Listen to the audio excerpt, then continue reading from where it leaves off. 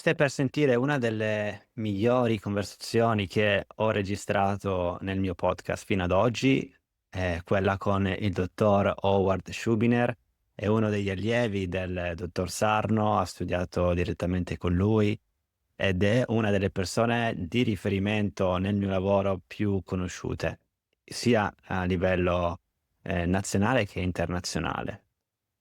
È una conversazione che verrà, fatta in inglese, quindi se l'inglese non è, insomma la tua prima lingua o neanche la seconda, guarda i sottotitoli perché ti aiuteranno. Se soffri di dolori cronici o ansia persistente, depressione, questa particolare conversazione ti aiuterà a almeno iniziare questo percorso di, riequilibrio del sistema nervoso attraverso quindi l'uso delle nostre emozioni, l'uso della nostra mente, l'uso del nostro corpo. Quindi mi raccomando, guardatela fino alla fine, anche se potrebbe essere un po' lunga, perché ti aiuterà tantissimo. Se non mi conosci, io sono Alessio Veneziano, sono il produttore e l'autore di questo podcast, sono un terapista nel ramo psicosomatico, o anche chiamato Mind Body. Se vuoi saperne di più sui miei programmi, su quello che faccio, guarda il link in descrizione. E adesso ti lascio all'episodio di Howard. A presto. What a pleasure, Howard. Thank you to be here. It's my Uh, pleasure. Thank you so much for having me. Thank you. It was a dream for me to have you here since a long time, and we made it after a few emails coming and going. And so I Yeah. know that people in Italy will enjoy your what you're going to say to us today. And so, but for the people that don't know you, Howard, and I would like to introduce you. You can introduce yourself. What are you doing, and why, if a person in front of us now is listening with chronic pain, fatigue, depression, should listen until the end. Yeah. Well, I'm an internal medicine physician in the US in Detroit, Michigan area.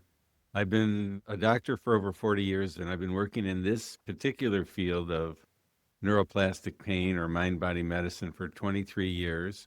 I've done a lot of research and writing and teaching in this area. And the main reason that I do it is that I discovered 23 years ago that this is actually a big change, that there's so many people suffering. There are millions and millions of people suffering all around the world with chronic pain, fatigue, anxiety, depression, a whole host of syndromes. And modern medicine is good at heart attacks and strokes and cancer pretty much, but it's not that good at these conditions. And that was a shock to me. I was like, oh my goodness, we're not really helping people that much, and they're suffering for years or decades. And this method that I learned from Dr. Sarno, and we've developed and helped to grow over the last 20 some years, is really a quiet revolution. And that's why I do this work. Amazing. I talk about Dr. Sarno a lot in my podcast, in my videos, but you had a particular relationship with him because you are one of the few that really met him in person. Yes, right. Yeah, he was an amazing person. He was a trailblazer, and he realized many years ago, we're talking about the 1970s and 1980s, he was seeing people with back pain and chronic neck and back pain mainly. And he realized that some of the people with severe pain had very mild abnormalities on their x-rays or MRIs, and some people with no pain had very severe abnormalities on their x-rays or MRIs, and it didn't make sense. There was something missing. And he started to look at the brain and the mind and emotions and people's lives. And all of a sudden, he discovered that there was a strong connection between stressful life events and pain. And this pain could continue into an auto loop, just keep going and going. But he found that for many, many people, when he gave them the understanding and helped them realize that their back wasn't broken, that their brain was creating pain. It was real pain, not fake, not imaginary, but it was from their brain and they could recover. Thousands of them recovered, sometimes just by reading one of his books. And that was the start of this revolution. And I was one of those that just read the book and healed Wow. my neck pain. What was the thing that made that difference for you? I think the case studies. So the stories that were written there, I think a couple of them really resonate with me. Mm, And when I read them, I was like, oh, this is actually me. This is mm, me. This is me. yeah, And after maybe in the end of the book, I already felt like there was some change in my neck. yeah, So I know that for most of the people, they read the book and then maybe nothing changes. But for me, it was really like that strict, like definitely like after the book. And it was so weird for me because it was 5 years of pain, right? yeah. So I was thinking it's gonna come back. It's gonna come back. Great. And Amazing. I know that this one resonates with a lot of people that have neck pain and back pain. And explain well, like also that there is no connection, like no straightforward connection between abnormalities in the neck and in the back and pain. Yeah, Okay. That you explain it very well. There are certain criteria needs to be there to say, oh, this is a neuroplastic pain or right, nociplastic pain. right. But I know that you are doing a lot of work. You did a lot of work for also pain that is also not coming really from just the neck and the back, from the discs. Yeah, And we can talk about maybe fibromyalgia or yeah, fatigue or yeah, also not pain at all, but maybe just depression. yeah, I'm really interested in this part of that. I think is really just already revolutionary, the other one.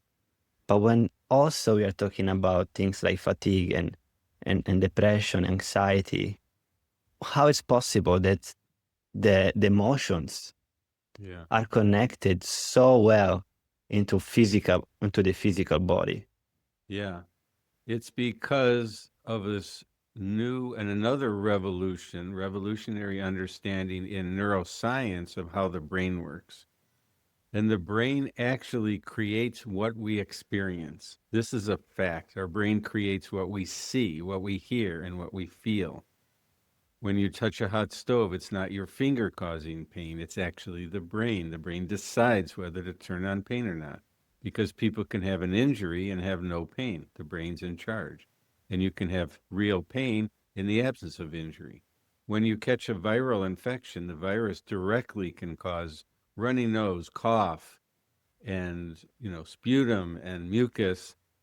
But the fatigue that you get when you get a virus is due to the brain. The brain is turning on fatigue to help protect us. The brain works for our survival and it operates in safety or danger mode. Every day you wake up, everything's fine. You look around your room, you look outside, there's no hurricane, there's no tornado, there's no tsunami. Your house is standing. You go, okay, I'm safe. And your brain will go, okay, fine. But if you wake up and there's some tremendous stress going on in your life, your job is in danger, your marriage is in danger, your children are in danger, the world is falling apart, your soccer team loses, things like that. You can, your brain can go into danger mode. And when the brain goes into danger mode, it produces a message. It's like a smoke alarm. And the message can be some physical reaction: pain, anxiety, depression, headache, migraine, fibromyalgia, irritable bowel, pelvic pain, POTS, MCAS. There's this whole range of things that can be produced. And long COVID, for example, is another one that we see frequently. So, and I'm not being glib. It sounds like I'm saying, oh, everything is mind body, everything is neuroplastic. It's not, but most people with these chronic symptoms, when they haven't found a good explanation from a doctor, there's no cancer, no infection, no inflammation. Most likely it's going to be neuroplastic. And that means that these conditions are reversible. It's not all in people's head. It's not fake. It's not imaginary. The fatigue that one gets, the pain that one gets, I've had it. I know it. You know it. It's real. It can be severe. It can be debilitating and still coming from the brain. And that's our job to figure out and all we have to do is ask the question. This is the most important thing I can tell people. You just have to ask the question when you have any kind of symptom, but particularly something that's not going away after a few weeks or even a few months.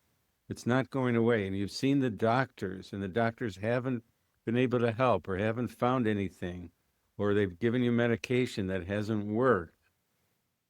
What do you do then? And the answer to that question is you have to ask this one question. And the question is very simple. Could this symptom, could this syndrome, could these things that I'm experiencing be neuroplastic? Could they be coming from my brain? Let me just at least explore it. And that can open up the possibility for recovery, which is what everyone deserves. And there is something that they can do if the doctor is not that open to their word. Yeah, the doctor's job is to rule out a structural problem. Doctors are good at that. They can do X-rays, MRIs, they can do blood tests, they can find disease. If you have an appendicitis, if you have cancer, if you have a heart attack, you go to any hospital in the world, you will get the diagnosis. They will figure it out. It's not hard. We're good at that. But when you have these other conditions that drag on, and the names the doctors give tell you there's something wrong, but they don't have a direct way of treating it, then the doctor's done their job. They've ruled out a significant structural problem that needs biomedical attention. And then the other treatments, the treatments that we use, are not dependent on a physician. For the most part, they're not, because it doesn't involve a medication or an injection or surgery. I know that there is a test that you do that really I use every time when I have a consultation with a patient that calls me or just book a call. So if I close my eyes and then I feel the pain without moving, Right. but I visualize that I'm moving, then I feel already the trigger or the anxiety coming up, That one is one of them that I definitely use. And this already tells a lot, right? That if the brain already reacts when I'm still in the position, closed eyes and trying to move the limb of the whatever. Imagining moving the neck, imagining moving the back, right? Imagining moving the shoulders. The brain will see that as moving and can often produce pain or anxiety or fear, some reaction showing that the brain is fearful of that movement. A lot of people, they suffer with back pain. I think it's one of the most common, right? Back pain and neck pain. Oh, yeah, for sure. Yeah. And even though there is something in the back, maybe a slip disc or abnormalities that we know that most of the people have without pain, right. How a person can understand and believe that there is nothing really there locally, but is the brain creating? Because most of the time they say, but I really feel it in my back. Yeah, right. I really feel it. And it's very strong. Sometimes it blocks you to move. I know. I've been there. I've had it. How would you respond when it's so much, it's so strong? What we explained is that all pain is real. All pain is generated by the brain. All pain. So if you have a kidney stone, that pain is severe. If you're giving childbirth, that pain is severe. But it's still generated by the brain because the tissue can't cause pain. The tissue sends signals to the brain, and the brain turns on pain. That is a fact. And I use this, what I call the FIT criteria are the symptoms, FIT, functional, inconsistent, or triggered by innocuous stimuli. So functional means it's in a broad area. Inconsistent means it turns on and off, it shifts or moves. Triggered means it's triggered by things like the wind or weather or stress. And when you go through those criteria, most people have several of them. And what people really need is a moment, like what I call in my new book, a click moment, where they realize that, oh, this is it. I see it. There was a guy who had severe back and leg pain, so severe he couldn't stand or sit. 25 years, his life was just about over. Literally wanted to commit suicide because the pain was so severe and unrelenting. Horrible, horrible. He'd been to top medical doctors in the US. Nobody could help him. And a physical therapist, a physio he saw, said, I think you've healed. Let's look for the evidence. So Gary was going into a pharmacy. He had a level 5 pain. He saw a long line. As soon as he saw the line, the pain jumped to a 9. He hadn't been standing yet. He just saw the line. His brain turned on pain in anticipation of standing in the line. High level, severe pain. And that was his moment. He said, I've got it. Mhm. And then he had that moment. He said, this is me. This is me. And he started walking even though it hurt. And he started standing even though it hurt. But he told himself, I'm fine. I'm okay. I'm not injuring myself. And in 6 weeks, his pain was completely gone. And now he's walking 15,000 steps a day, Wow. doing Wow. anything he wants, playing with his grandkids, traveling to Europe.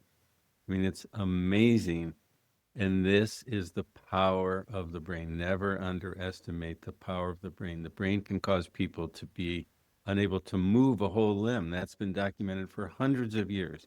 The brain can cause people to be comatose. There's a guy who was in a research study for depression. He was depressed, and he took the whole bottle of pills, overdosed. He got to the hospital. He said, I took all the pills, help me. He collapsed on the floor. His blood pressure was low. He needed IV fluids. He was admitted to the hospital. He was so ill and comatose. And but it turned out he was in a research study. The pills he took were placebo. He wasn't on any medication. It was purely the power of his brain to make him so Amazing. weak, dizzy, low blood pressure. And he recovered fully as soon as they recognized, oh yeah, you didn't overdose on antidepressants. You overdosed on placebo pills. And So power also, of the brain is immense. Never underestimate that. yeah, for the good and for the bad, right? It can heal you, it Exactly. can also kill you at the same Exactly. time. At the same Exactly. You time. can die from voodoo. Yeah. You can, but you can heal. And that's the thing. That's what you've done. That's what I've done. That's what thousands of people have done. So there's hope. I think that's such an important thing to help people see, because when they've had chronic symptoms for so many years, it's so demoralized, so debilitating, so horrible. You give up hope, live in despair, and nobody can help, nobody understands. Your life gets smaller and smaller. It's so heartbreaking to hear these Yeah. stories. And I think this is the drive that you have to go and try to help everybody as much as you can, because you see a lot of people suffering Yeah, without, and this is not normal. If we yeah, know, if we have the education and we can try these new modalities that you teach, yeah, and people can get really better. And it's not just one person. You arrived here in now with this podcast in Italy, and we are a bit behind, okay, a bit behind other countries, I think. But the reason is because of the education. We don't read in English. We don't study in English. So I studied in the Netherlands. Maybe this is the reason why I came through your book, I came through your work and Dr. Sarno, because the north countries in Europe, they are maybe a bit more open. I know that you've been in North Europe in lately, right? Yes, I've been traveling and lecturing in Netherlands, England. Wow. You know, it's Ho- person by person. It's the idea of once you see something, you can't unsee it. But when you don't see it, yeah, it's hard to see. It's hard to imagine that the fatigue, the depression, the pain can be reversed when the doctors are telling you you're incurable. You know, what a horrible situation to be in. But people need help. People deserve help. And, you know, our methods, I can't say our methods are 100% effective for 100% of people. No one can say that. But our methods have been shown in research, high level randomized controlled research trials, to be better than what's currently out there. And that is an advance. I know you are a teacher of mindfulness, right? Yes. Or you have been a teacher of Yes. mindfulness and a practitioner.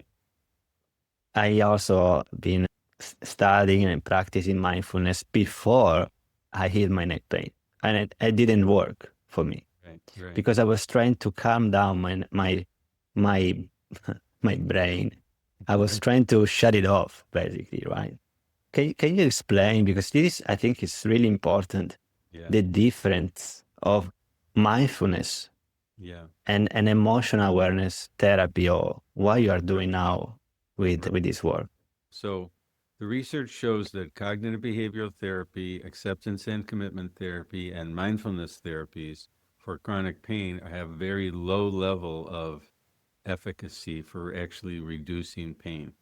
There's three problems with those reasons those therapies are less than effective or less effective than what we're doing. Number one, they don't diagnose the pain or the symptom. They don't diagnose it as brain generated, as neuroplastic. So people still are under the impression they're physically damaged or broken and that they can't get better. Number two, they don't, the techniques that they use are to help people cope with the symptoms, cope with the pain or the fatigue or the anxiety rather than reverse it. And number three, they don't have very specific ways of addressing emotions and doing emotional processing work. So our treatments are two main treatments. One's called pain reprocessing therapy, and the other's called emotional awareness and expression therapy, EAET. The pain reprocessing is based on this provocative testing that we were talking about, where you imagine yourself moving and you see that your brain causes something. So you change your brain. You realize I'm not broken, I'm not damaged. You change your messages you give to your brain to tell your brain I'm safe, I'm not in danger, I'll be fine. I'm going to move more rather than less. I'll be fine. I'll keep going and I'll do it gradually, but I'll do it more and more with confidence. And that alone can reverse a high percentage of people from 25 to 75%, depending on the research study. The other treatment is emotional awareness and expression therapy, and that is specifically designed to help people express feelings that they might be holding in. For example, there was a woman who had pelvic pain, severe pelvic pain, and she was told she needed surgery. But it turned out that she was an extreme people pleaser. She kept doing everything for everyone else and never for herself. And one day she was had after lunch with a friend, her pain went up really high, and she realized her friend had asked her to do something, and she said yes because she always says yes, but she really wanted to say no this time. She betrayed herself. And so she called her friend and said, I'm sorry, I can't do that. It took a lot of courage. But as soon as she said, I can't do that, her pain disappeared. And then she knew she was not being true to herself. She was holding in emotions and not expressing them in safe and healthy ways and not standing up for herself. And so she started to be able to realize that there were certain things that made her angry, and she just held that anger in. So now EAET taught her, oh, if you're angry, you can express the anger, not to the person. We're not trying to create anger in the world or violence in the world, but you can express your anger by by being in your car and yelling and screaming and get it out and let it go. And this work is all explained in my new book, Unlearn Your Pain. And it helps people to release their feelings that have been held in for a long time. And that can also, again, shown in randomized controlled research trials to be better than standard therapy. Wow. So the emotional part is the key for this new therapy, the emotional awareness expression therapy, rather than PRT. Well, So both. PRT is more, You use they are both in working together. combination, which is great. Yeah. Yeah, some people need more of one, some people need more of the other, some people need both. I need both for me. Okay. I think most of the people, I guess, right? Me too. And what would you say about working from past trauma? Is it necessary? Is it needed? Yeah, Because this is a question that really is coming up more frequently in my emails from patients. yeah. They ask me, should I also work on the past? Hmm. Well, usually we start with the pain reprocessing therapy, usually. Not always, but usually. And if that works, then obviously you don't really need to do the working on emotional stuff. That's one way to look at it. Another way to look at it is that everyone can benefit from doing emotional work. Everyone can. I mean, we're emotional beings. And so whether you need to or not, you may not need to, but it couldn't hurt. It's a good thing to do. It's not that you have to do it the rest of your life. It's not that if you're doing journaling work, it's not like you have to journal every day the rest of your life. But the EAET work that we recommend can be done in short sessions. It takes 15 minutes, 20 minutes, maybe half an hour at the most. You do it, and then maybe you do it a few days later or a week later. You just gradually work on this stuff and it'll help people. But we sometimes get caught in doing too much. Mhm.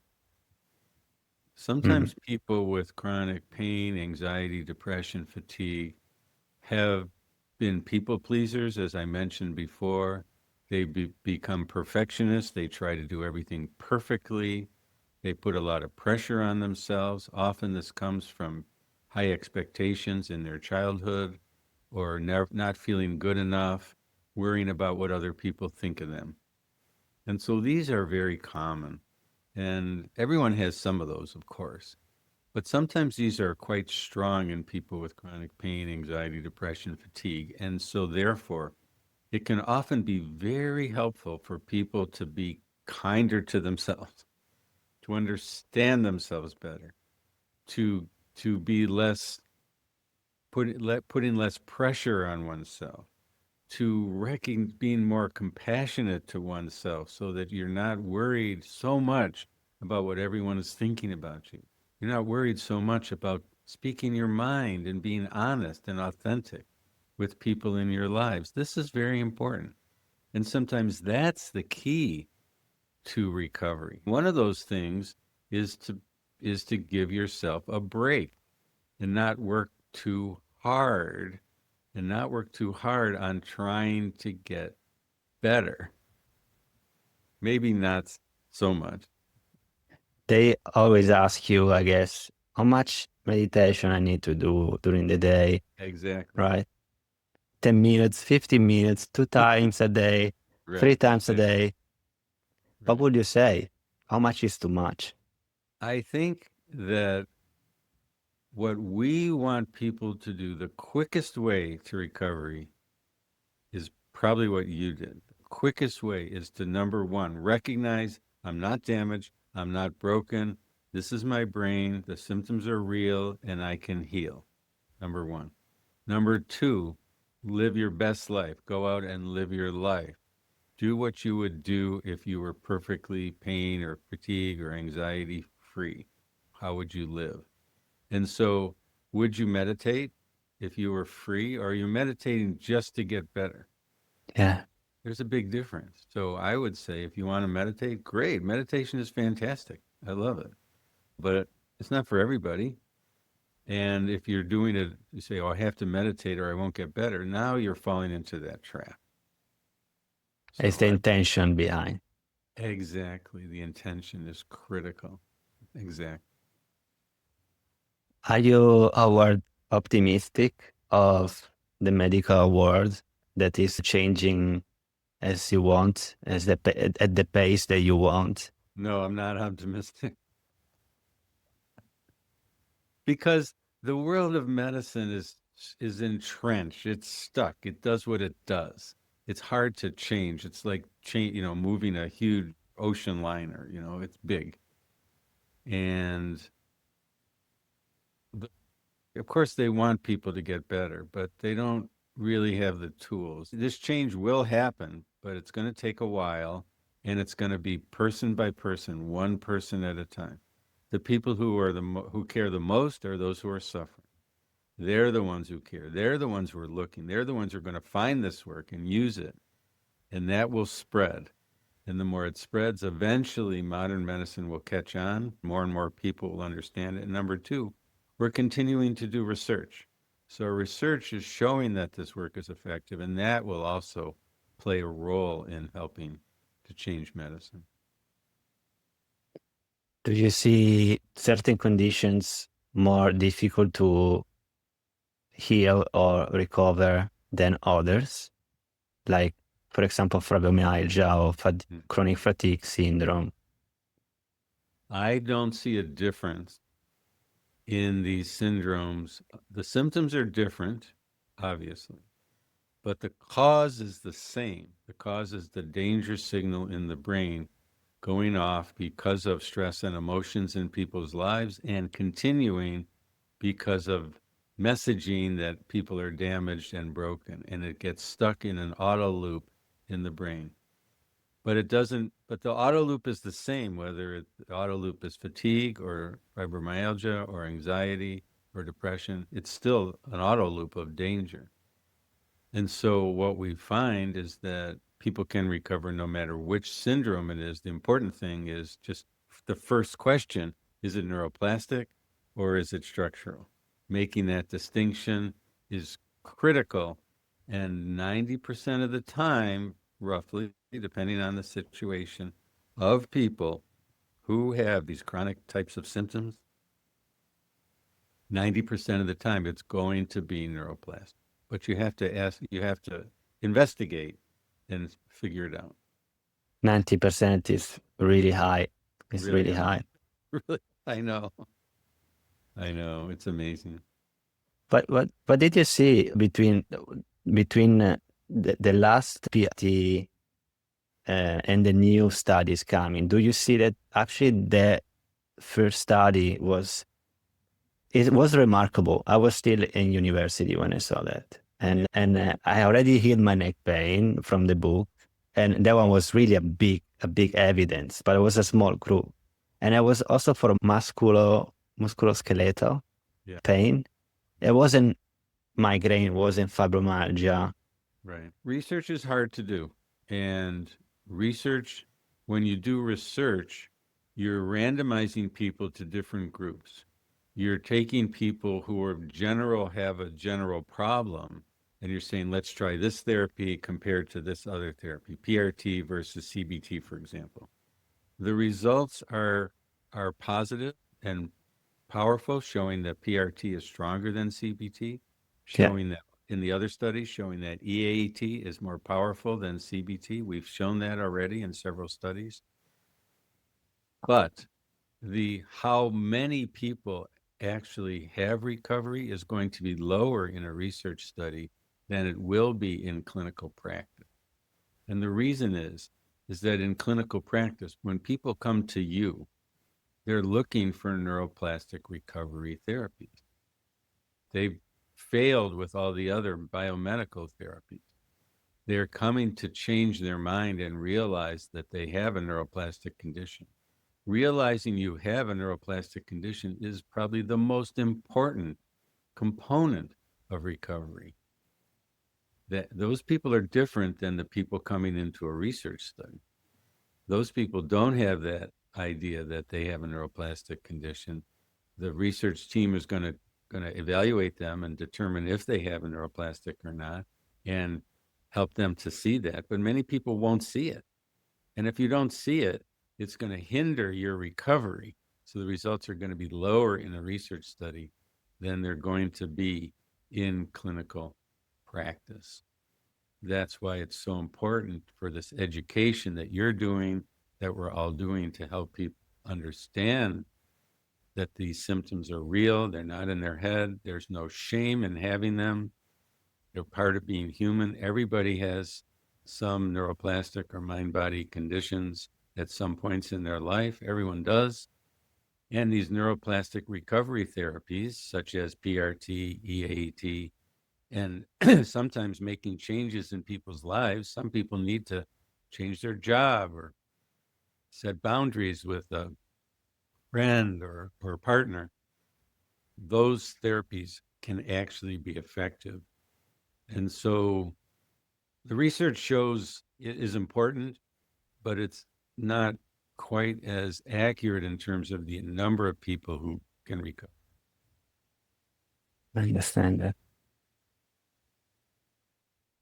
Expression therapy is when I try to visualize what the emotion does to the body. I see it like a bubble, like going bigger and bigger and bigger, right? So Uh-huh. the expression like it's getting bigger, Yeah. but sometimes it can feel overwhelming because even though the person knows, oh, it's my brain, Yeah. but it doesn't want to feel it because it's painful, right? Yeah. Doesn't matter.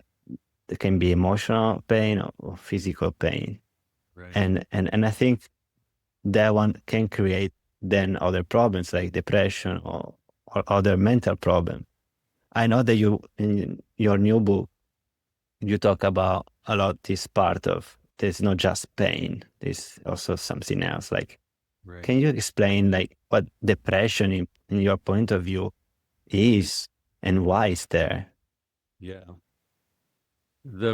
When we go excuse me, when we go back to the brain as a survival mechanism, the brain as sensing danger and alerting us to danger, we can realize that physical injury is danger. So the brain turns on pain when you have physical injury. And emotional injury is dangerous. So the brain turns on pain or depression or fatigue or anxiety, some signal, some warning. And the warning is there to help us change or get out of a situation. If you're in a situation at your work, which is very toxic, your boss or your colleagues are very demeaning or demanding or belittling, your brain is going to turn on something to get you out of the situation. Now, what warning, sign, signal is that going to be? Well, the brain decides. We don't know why the brain would pick one or the other, but it might choose back pain, so you can't get out of bed. It might choose depression, so you can't get out of bed. It might choose fatigue, so you can't get out of bed. Any of those will work. It might choose anxiety, so you can't get out of the house. Any of those will work to solve the problem, to get you out of a situation which your brain is seen as dangerous to you, dangerous in an emotional sense. This is very real, and therefore the symptoms are real. But when there's no structural problem, which usually there isn't, as I've said, those symptoms are generated by the brain. The brain can cause severe fatigue, severe depression, severe anxiety, severe pain. It's all part of the brain's danger signal. I find it really interesting to see the physiology now involved in all of this. And I know I remember in the beginning, Dr. Sarno was saying that there was a deprivation, and I know that this is not it's not this is not something that we can see anymore. Like, what was the change now from what they saw and now what we have locally in the system? You talk about inflammation in one of the your previous interview, and it was also something interesting to understand that Yeah, sometimes there is no inflammation at all. right, right. Can you explain this part, please? Sure, sure. Doc, everyone wants to see how these things are working in the body on a physiologic level. And for example, Dr. Sarno thought it was oxygen deprivation that was actually causing the pain. That's not shown to be true. Inflammation can cause pain, but the kind of inflammation that causes pain is what would be called macro inflammation, like a strep throat, like gout, like rheumatoid arthritis. Inflammation that's macro, that you can see, localized. When the brain is under stress, it causes a lot of things to happen in the body, a lot of changes to happen in the brain and in the body. Hormone levels can change, blood pressure can go up, mild, low levels of inflammation can occur, a variety of biomarkers can occur. All those things can occur as effects of direct effects of the stress and the emotional upset that the brain feels. But it turns out that those are not directly causes of pain or other symptoms. The inflammation that occurs at a low level occurs in normal people without pain. And people get better from the pain or fatigue or anxiety or depression without changes in the inflammation. And so all those changes in the body are real, but they're not necessarily causative. They're correlated. So everything in the body is physiological. It's not some magic spell or something like that. It's physiological. But the point is, the most important point is that the brain has control over what we sense, over our feelings, pain, anxiety, depression, fatigue. Those are all caused by the brain directly due to the danger signal. It doesn't matter if there's low levels of inflammation or not. It doesn't matter what our diet is. It doesn't matter what our, what our hormone levels are. I mean, in the bigger sense, certain people have hormonal diseases. That's different. But these mild changes don't really matter. And people can get so worried about trying to find these small changes that they miss the overall picture. And they miss the fact that they can recover purely by changing their brain. And that's what we've shown. And so there's a lot of debate, healthy debate in long COVID and chronic fatigue. People are saying, oh, there's these biomarkers, there's inflammation. These are obviously the cause.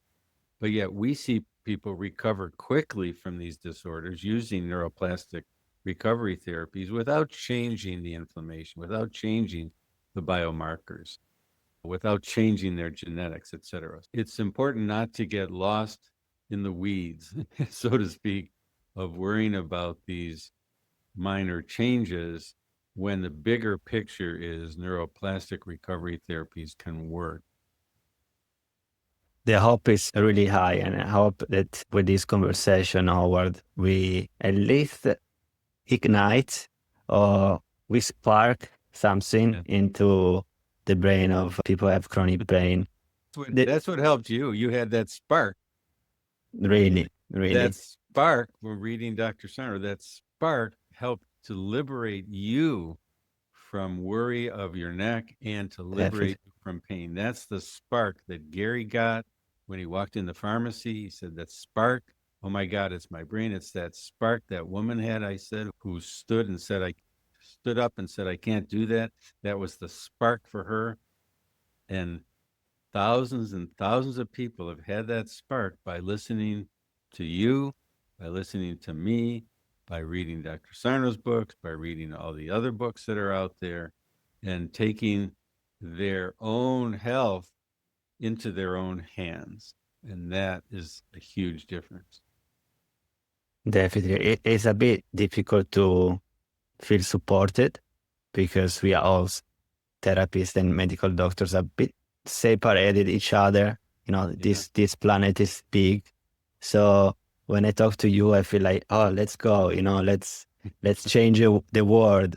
But then when there is no help from other physiatrists or medical doctors locally here, right? Yeah, right. Because maybe we go one against each other. It's not that we are going against each other. It's just that they don't help. If I know that have our Schubiner diagnosis is 90% out of 10. But okay, let's say that I'm not gonna do that myself. So I give it to a medical doctor. The medical doctor said this is neuroplastic. Then we go to the treatment. And this is definitely something that will help a lot of therapists. Yeah. And instead of the therapist trying to not convince, but trying to do everything is himself, it's really something that I hope is gonna change in the near future. It's changing. There's movements started in the US, in Canada, in Sweden, Norway, Finland, Germany. France now is starting a movement. The Netherlands, Spain, there's some people there. And so this is igniting all across the world. There's some people in Japan I'm in touch with. There's some people in South America. There's some people in Mexico. So it's happening. It's changing. You're not alone. Everyone is working on this together. We have a nonprofit in the States, ATNS. We have an annual meeting. Anyone can join anywhere in the world. We get together. When you get together with 300 people like-minded like this, you feel the power, you feel the love, and you feel the movement that this is happening all around the world. Thank you very much, Howard, for everything you said. And I will put the link in the description about your book and your website. And I think it's the best for everybody that's starting from now, from zero, to read the book from Howard, because it gives you the foundation and the new neuroscience and the new research that unfortunately Dr. Sarno didn't have that time, but just because of tools that we now have in 2026. Right. Okay. Thank you. There's something that you want to say, Howard? No, I love what you're doing. I thank you for this. You're igniting a spark in Italy where it's just a great place, great people, and I can't wait to come there and lecture there to people in Italy. It'll be fun. You will be welcome. Yeah. Thank you again. Bye bye. See you, everybody.